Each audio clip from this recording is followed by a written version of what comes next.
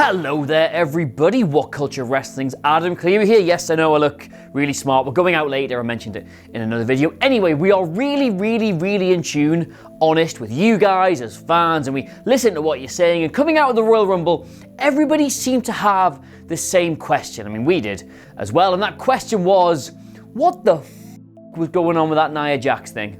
Now rewind a bit to a few days before the Rumble, and there were those reports of a big surprise in the offing for the show. The kind of monumental, historic pay-per-view moment that only comes around every once in a while, and it wasn't getting spoiled, so myself and pretty much every other wrestling correspondent out there reported it in good faith and got, not ashamed to admit this, a little bit carried away with it. Was the John Cena absence going to prove to be a bit of a swerve? Nope. Was Shawn Michaels going to return to right the wrongs of Crown Jewel? Nope. Was Batista going to emerge and set up some big WrestleMania feud? Nope. Was The Rock going to come back for some reason? Nope. Was it going to be Roman Reigns? Can you imagine if it had been Roman Reigns?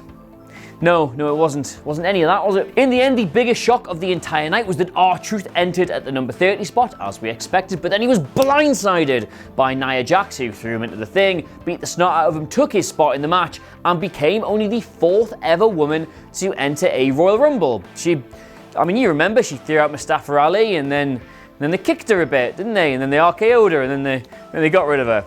That was weird.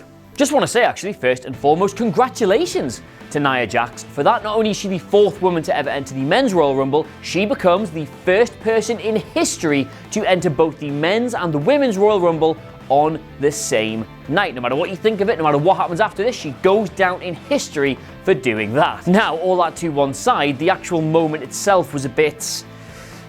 well, this was our reaction. Get off him! What the are you doing? This is incredible! Now, we weren't alone in those reactions. Pretty much the entire internet felt the exact same thing at the time, because this was highly unusual. You got to go back to like 2006 in WWE for the last time a man purposefully attacked a woman, and that was Edge at One Night Stand against Miss McGillicuddy, wasn't it? And I'll leave it at that.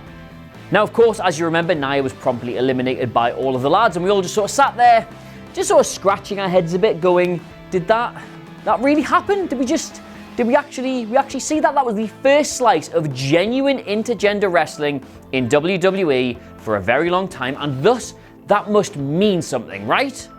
And yes, actually it does. It does mean something. WWE are apparently testing the waters for bringing in genuine, even-handed intergender wrestling. Not like the kind you get in the mixed match challenge where you got to tag in and out, you can't really hit each other, and all we ever get is the occasional spot of the woman decking the man. Actual intergender wrestling where they wrestle each other evenly. Now, and this may be purely coincidental, but on the morning of the Royal Rumble, Triple H fielded a number of questions at a fan access event. One such question was asking whether or not WWE would indeed look to do this kind of thing in the future. Now, Triple H was understandably coy, kind of glossed over it a bit. He referenced his own intergender match at WrestleMania and how that was supposed to be separate, but obviously got filled in by Ronnie. But then, and this definitely isn't a coincidence, he asked the question back to his questioner man and said, who would you like to see me face? Nia Jax? That's not coincidence, is it? That is planting a seed. And lo and behold, right on time, notable wrestling journalist and official big fan of my baking, Dave Meltzer, said that WWE are definitely testing the waters for this, and they see Nia as the ideal candidate because, and these are his words, not mine, if you're gonna do it, you do it with a really big woman, one bigger than most of the guys. Now, assuming that Big Banter Dave is on the money with this one, and as much as we loathe to admit it, he usually is when it comes to in-house company policy, this means that WWE are about to fundamentally alter their business model, or else they're going to risk alienating and annoying most of their advertisers and partners. Like, TVPG does not allow for projected violence against women by a man. That is a massive no-no, and Mattel, who supply most of their toys, have already said they want zero part of that in the future.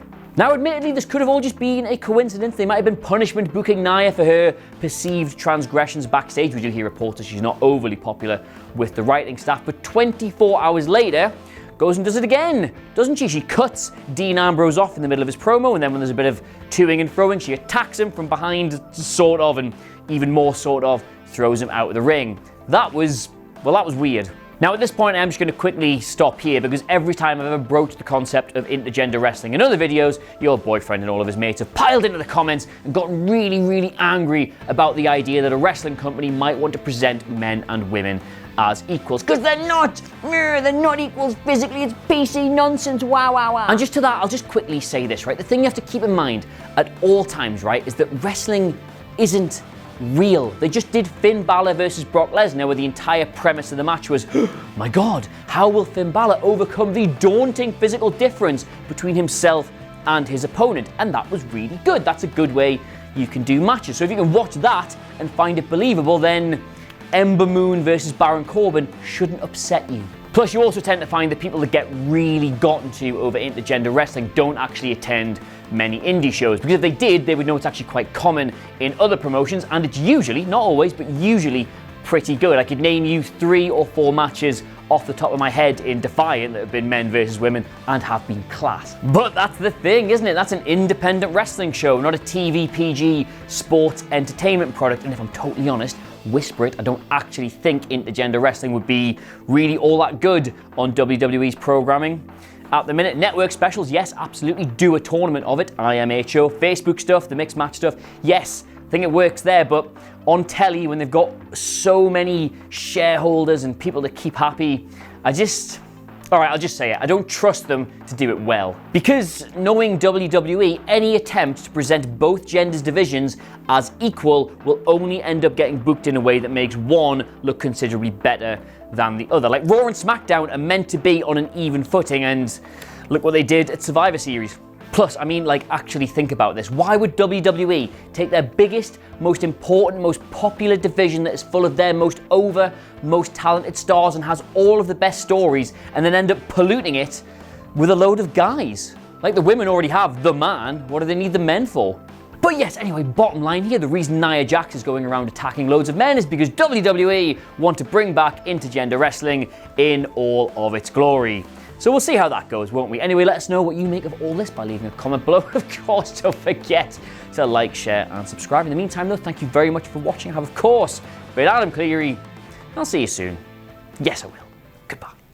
Hello, WhatCulture. My name is Simon Miller, and today I have an announcement so big, so huge, it's gonna shatter the very foundations of your life to the point you may need to phone up a friend and say, I don't even know who I am anymore. I have just heard the news. Have you heard the news? I've heard you out there. I've seen you've been commenting. I've read your tweets, and I can now officially let you know that if you do enjoy Raw ups and downs, if you do enjoy SmackDown ups and downs, that now you'll be able to set your watches to them. You'll be able to make notes in your calendars, because we're gonna have an official time for when they're gonna go live. I know, massive. So Ups and Downs for Raw will go live at 2 p.m. GMT, that's British time every Tuesday, and they will go live at 2 p.m. GMT every Wednesday for SmackDown. So you don't have to be aimlessly walking around anymore going, what do? I want to know what got up and what got down and what Seth Rollins did or what AJ Styles is up to. Now you know, 2 p.m. GMT Tuesday, 2 p.m. GMT Wednesdays, Ups and Downs coming at you